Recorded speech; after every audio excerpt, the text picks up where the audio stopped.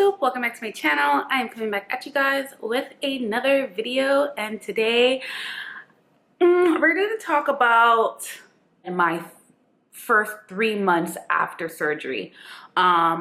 You guys wanted to know my experience and how it was like, and this is the video. So if you guys are interested in knowing my first 3 months of post VSG surgery, then keep on watching. But before we get started, I need you guys to like, comment, and subscribe, and hit that notification bell down below. So without further ado, let's get on with the video, guys.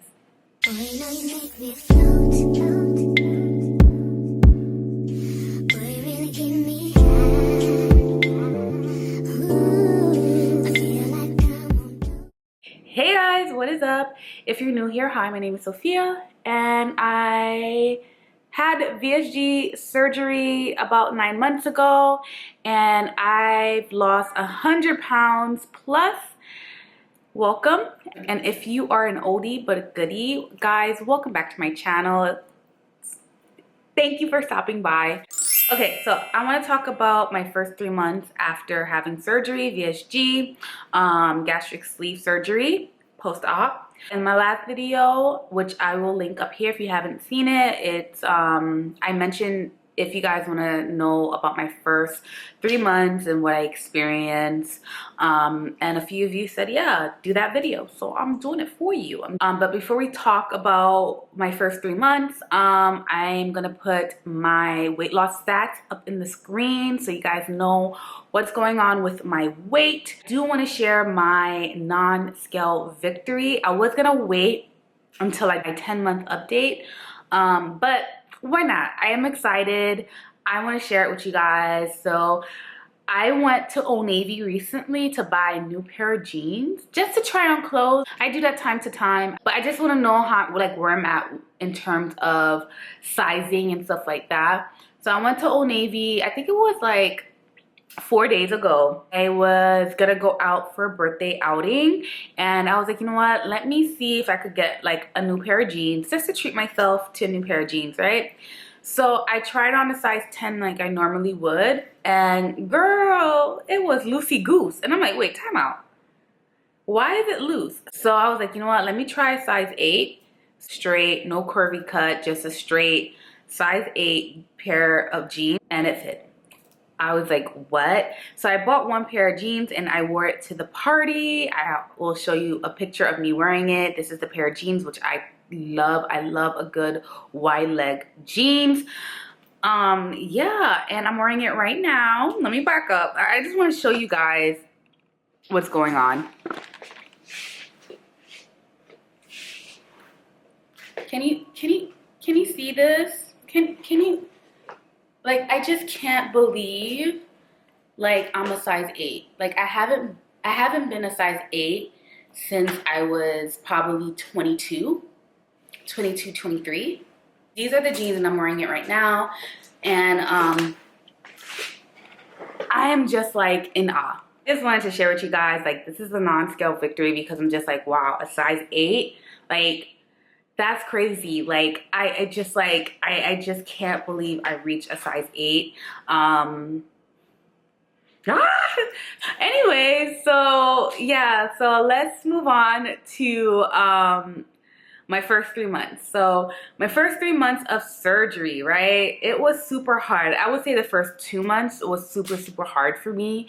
I had my surgery back in July 20th of 2022, and my highest weight was 297, and that was before I did my liquid diet. I did my liquid diet because that's what you have to do before surgery. You have to go on a liquid diet. Now, I've watched some videos. Some people were in a liquid diet for 2 weeks, some for a week.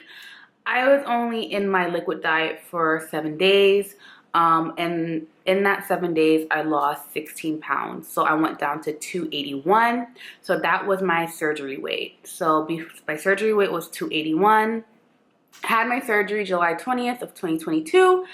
And I think I did a video before I did, like the day before I did surgery, just talking about like my fears. And if you guys want to see that video, I will link it up in the screen somewhere, and it'll be in the description box down below. I was literally like emotional because I was like, I'm having surgery. Now, I have mentioned in the past that I never had major surgery before. So me having major surgery and doing that, to me, I was freaking out. I was literally praying. You know, I never had like tools and instruments dig through me. I never had like, you know, I never had that before. So that was just like mind blown to me that I was gonna do that like the day before, and I had to turn on the camera and like just go, you know, go through my emotions and stuff like that. Not only that, but I was morning food before surgery. Like, you know, I had the liquid diet and I did it through and through. I'm in a gastric sleeve group in Facebook called Black Girls Get Sleep.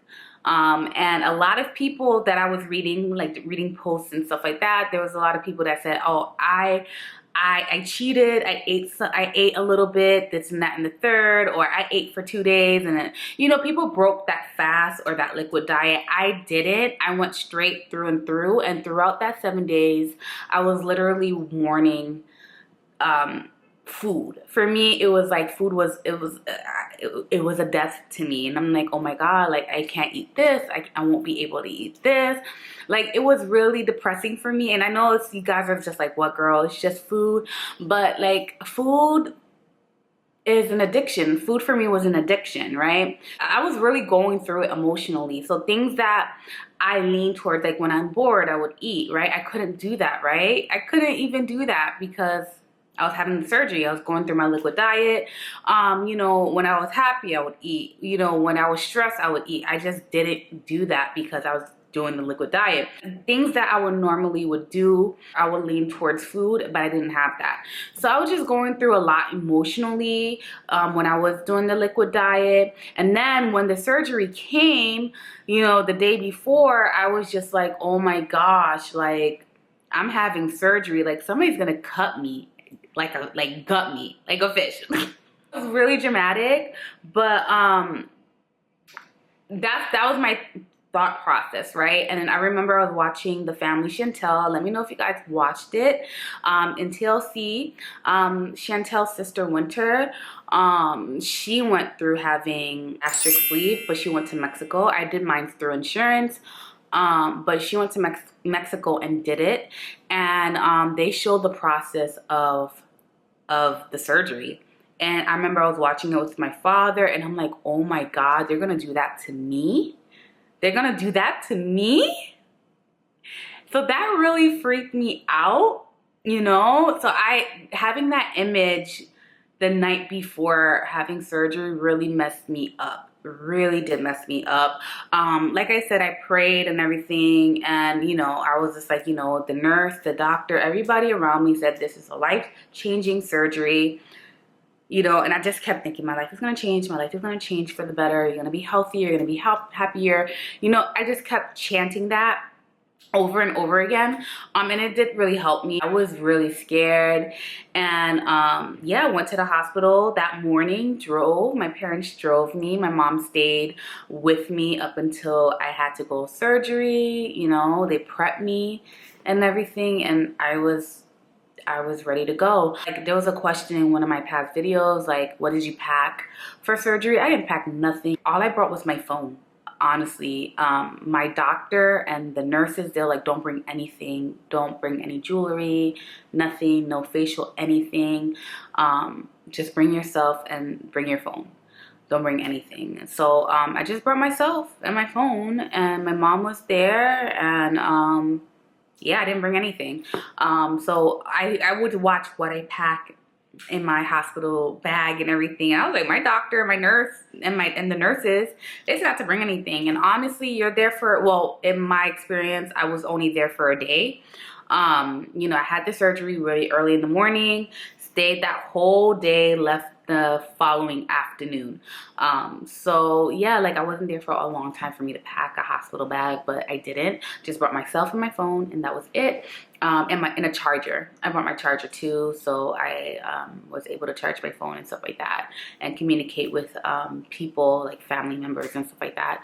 And a lot of my family members didn't know I was having surgery. I think I posted my video. The one that I told you about. You know, just having my little emotional cleanse through camera. Yeah, I think I uploaded before I went to surgery, and my family member was like, what, you're having surgery? Like, I was like, yeah, I'm having surgery. I already had it. I'm like recovering, I guess, or I'm already home because my hospital stay was very short. But the first 3 months, so let's talk about the first 3 months. Yeah, like it was very intense for me. I was in my period stage the first month, and honestly, like at first everything was going okay. I mentioned that I was doing the most. I went back to work super fast. I had the surgery, and then a week later I had my clients. I was doing makeup, I was traveling, I was carrying a lot of my travel kit and stuff like that. And I remember my doctor told me not to carry a bunch of weight, just don't do any heavy lifting, but I just didn't listen, which I kind of regret. I was just working. I was working. Not only that, but like I was moving because I had this new apartment. So I was literally moving, packing, taking clients, carrying boxes, moving to this apartment, you know, going to the salon and doing makeup, traveling to my clients, doing weddings. I was doing the most that August. Just moving around, and I felt like I didn't give myself time to, you know, adjust to after surgery. You know, I should have been resting, you know, walking around, not lifting things, not running around and doing the most. I was just doing the most. I even went to parties and barbecues. Like, you know, there was so many things I was just doing that it was just not healthy. I should have just focused on just my health, period. I was barely eating anything. I couldn't eat anything. The only thing that I could only digest was Jello, sugar-free Jello, popsicles. Popsicles literally saved my life. I was barely drinking any water. Water just tastes completely different to me. Just like, what the hell? Like, water tastes really different. So it was hard for me to like take in food. Sucking on popsicles, sucking on ice, sugar-free Jello, like sugar-free popsicles, sugar-free Jello, and sugar-free pudding. And I think I was doing mashed potatoes. I got the okay from my doctor to have, even though it's carbs, I know that, and starch, which is terrible, but my doctor told me it was okay to have mashed potatoes. That's what I was doing. I was drinking soup, but I couldn't do chicken broth or beef broth or anything. I just couldn't do broth. It wasn't for me. So my mom was making soup for me. She will add spinach in there and stuff like that, and she'll mush it, and it became soft for me to really digest it properly.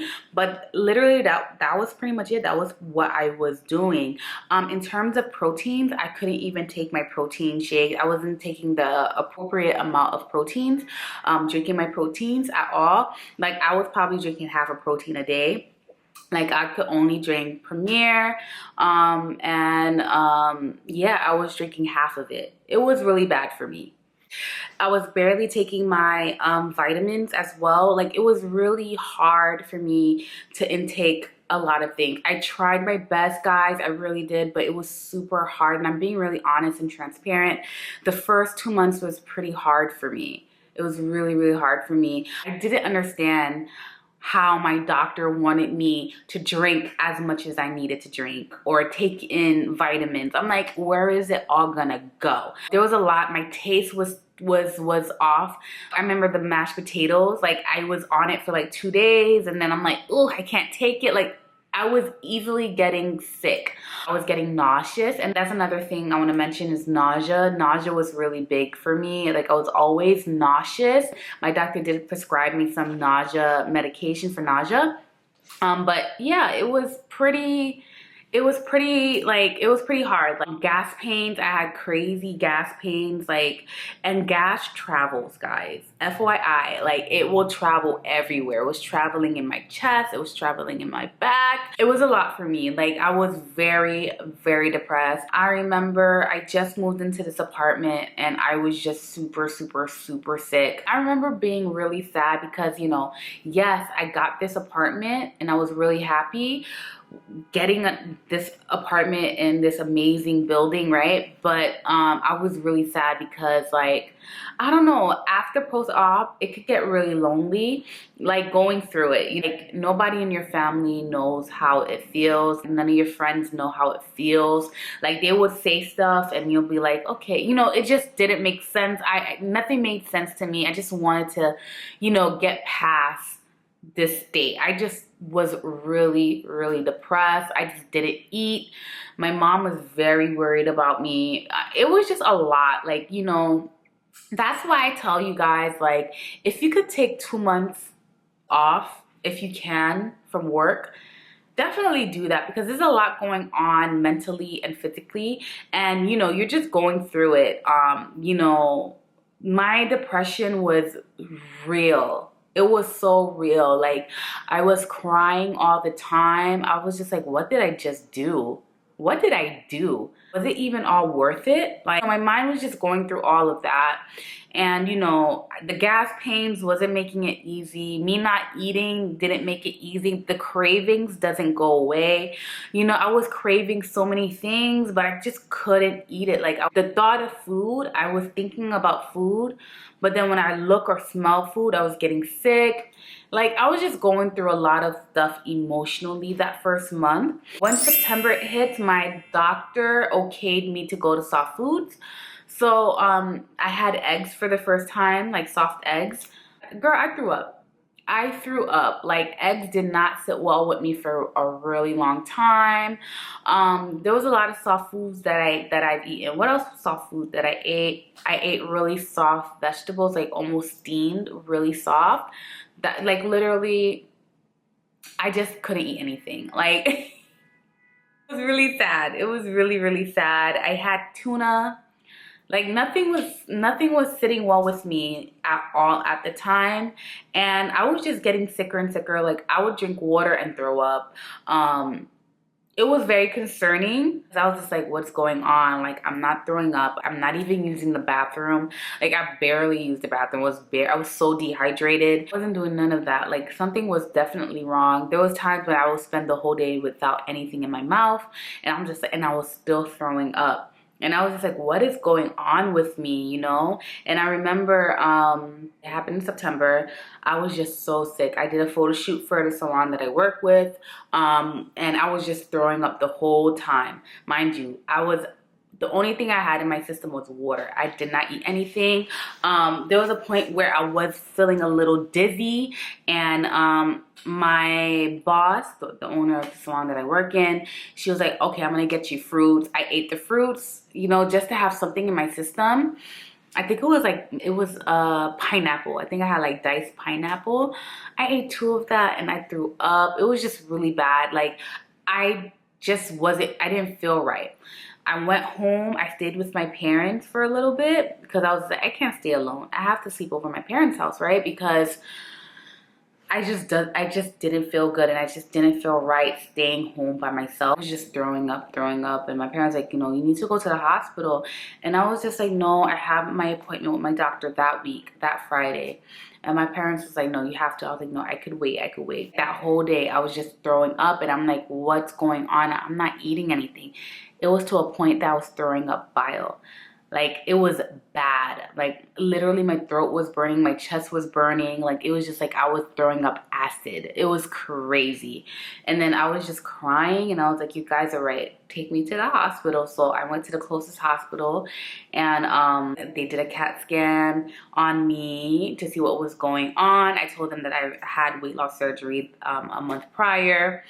So they did a CAT scan on me and everything, and I think about like 30 or an hour later, they came back and they're like, yo, you have blood clots in your intestines. And I'm like, what? They're like, yeah, like, thank God you came in. You would have had heart failure, kidney failure, or there was like, you would have been in a terrible situation, more so than what you are right now. Thank God that you came into the hospital. And I was just like, what? It was just insane. So literally I stayed in the hospital for 4 days, 4 or 5 days, 5 days. I was severely dehydrated, obviously, because I wasn't drinking water, I wasn't eating, I was malnourished. It was bad. The whole time I was at the hospital, I was like, what did I do? What did I do wrong? I was really sad. I was just like, I'm already a month into the surgery, post-op, and I'm already effing up. That's all I can think. I was like, I already fucked it up. Oh my God, like I probably won't even lose a lot of weight. I was just like really feeling down about myself. And before I even could leave, they wanted to know if I could walk. You know, they wanted me to walk around because I was still having gas pains. Like I was still going through it. They were like, you're malnourished, you need to drink water. I had to drink water. Like they literally was watching me and I had to do it. Even though I couldn't physically, I was like, I can't. I was telling my nurses, I can't drink any more water. I can't. I'm so full. I just can't. I don't have like, there was like no desire. Like I just couldn't. They're like, girl, you have to. If you want to go home, you have to drink your water. You have to drink your protein. You have to do this. You have to do this. So I was like, oh my God. So I forced myself. Like I had to do all these things. And I'm grateful for the nurses that really like looked out for me. You know, because if it wasn't for them, I wouldn't have drink my water, drink my protein. They gave me soup. They're like, drink your soup. Like sometimes the nurses would check up on me like every 10 minutes. They're like, nope, you need to drink more. And I'm just like, I can't. They're like, you have to. If you want to go home, you have to do it. And I was just doing it. Hematologist came into my room, gave me their card, and were like, you know, after you get admitted out, they're gonna prescribe you with blood thinner. So it's Eliquis. It's just a pill, it wasn't a shot or anything. And she told me, come to my office in a week and I want to check you out. And I'm like, okay, no problem. So when I was deemed ready to go, I went. I was feeling 10 times better after my hospital stay. After 2 weeks, I would say, when I saw my hematologist, so I was taking 10 milligrams of Eliquis when I left the hospital, and I was taking 2 of them, like one in the morning, one before I slept, I believe. And when she lowered down my dosage to 5 milligrams, I was taking it once a day, and I was doing so for 5 months. I was on blood thinners for 5 months. After my hospital stay, I ended up seeing my doctor, and he was very upset with me. He yelled at me like a kid. He was just like, he was to say, if you wasn't feeling good, why didn't you call the office? He was like, this is what we're here for.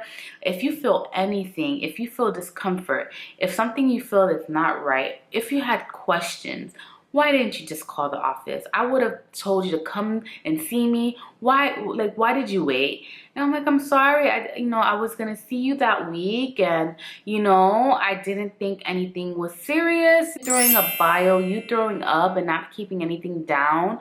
You're not eating. You're not taking your vitamins. He's like, those are serious things, Sophia. And this is something you should have told the office. You should have called. And I'm like, you're right, I'm sorry, And I was just like, I thought I did something wrong. That's what I told my doctor. And he was like, no, you did nothing wrong, He was just like, shit happens. That's what my doctor said, shit happens. And remember when we talked in our consultation, there's always risk with surgery, and sometimes, that happens. You develop blood clots, like things happen. But, that's the reason why stress. If anything is going on and you feel off, you always want to let the nurse or the doctor call the office and let them know, And I'm like, you're right. You're right. And if I was feeling sick, I self-medicate, or I'll thug it out until I feel better again. That was my mentality. But after me going through all of that, I was just like, why go through it? Go to your doctor, see your doctor, talk to your doctor. Why do that? Why suffer in silence? I just didn't understand why I would do something like that now, looking back at it. But yeah, for any little thing from that point, if I had any issues or questions or anything, I call my doctor's office and they would answer any questions real quick. I was just so scared to bother people. I don't know why I thought that, like I was bothering people. I'd rather figure things out. But if your doctor is telling you like, hey, call the office for any little thing, do that. If you feel discomfort, do that. So that taught me a lot about like, if you just don't feel right, go to the doctors. Sophie, go to the doctors. So yeah, he was upset with me, but my doctor, he's just, he's an amazing guy and he's an amazing man. He's very good looking. FYI, giving me George Clooney vibes, but he's a good guy and he cared about me, and it was a little bit of a tough love type situation. Like, Sophie, call us. And I'm like, I got you. I'm gonna call you. Any little thing, I'm calling. If I have any questions, I'm calling. I'm going to all my doctor's visits. I'm gonna do all my blood work. Anything that my doctor wanted from me, I will do it. After my hospital stay, everything was smooth sailing. Like, I was able to enjoy the weight loss afterwards, because the first month and a half was very tough for me. But once October hits, when I was probably like month 3 into this weight loss journey, I felt really good. I was able to eat more. I was experimenting with food and I was taking my vitamins faithfully at that point. Everything was agreeing with me better. Listen to my body. If I'm full, I'm full. I don't overdo anything. I want to mention that I was constipated a lot during the first 2 months, and my doctor did suggest Miralax, so I did take Miralax. But I noticed that when I started introducing Profi into my routine, or my eating routine, which was in month 3, I noticed that when I introduced the coffee into my routine, it gave me regular, I was pooping more. So that's when I stopped taking Miralax and started just drinking 1 glass of Profi a day, and I've been doing that since my 3 months post-op. And I noticed that I've been using the bathroom regularly. Now there's some times where my bathroom usage is a little off, but for the most part it's been regular, like once a day. In the beginning it was once every other day. Now I got it into once a day, which is good. I mean, like, besides the blood clots, stuff happens. There is risk with surgery, like I mentioned.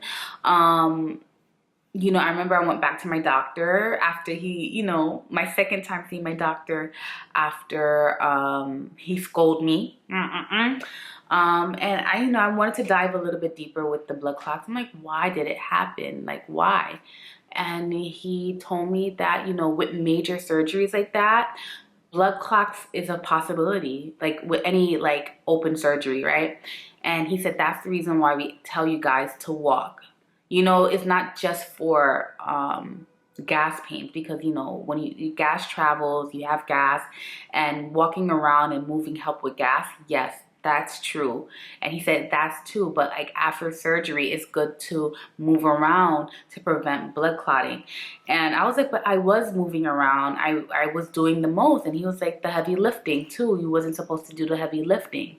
And then not only that, but blood clots is genetics as well. Did you have family members that are prone to having blood clots? And I was thinking about it, and I'm like, well, yeah, I know a family member that had blood clots or whatever. And he said that could be it as well. He was like, there's so many reasons as to why you had it, and these are all the factors. With surgery, there is risk and complications, and those are the things you have to consider when you're having surgery. And when I did the consultation with my doctor, he did mention there's a risk with every surgery you do, right? And that's something you have to consider when you are deciding to do the surgery or any forms of weight loss surgery, right? Do you regret having surgery, knowing now what you know? No, I don't regret having surgery. Would I do it all over again, knowing what I know now, like what the blood clot and everything? Yeah, I would still have my surgery, knowing what I know now. The pros outweighs the con for me anyways, you know. My life have changed so drastically. You know, my outlook and my perspective in life have changed. I am a completely different person. I'm still the same person. I'm still Sophie, but my outlook in life is completely different. The way I approach things and the way I look at situations are completely different. The way that I handle things now is completely different from when I was at my heaviest. I don't regret surgery. So yeah, that was my experience. If there's anything you want to see from me in regards to VSG or any other videos, let me know, and I will get that out there for you guys. But other than that, I am done. I'll see you guys in a few days with another video. Bye guys.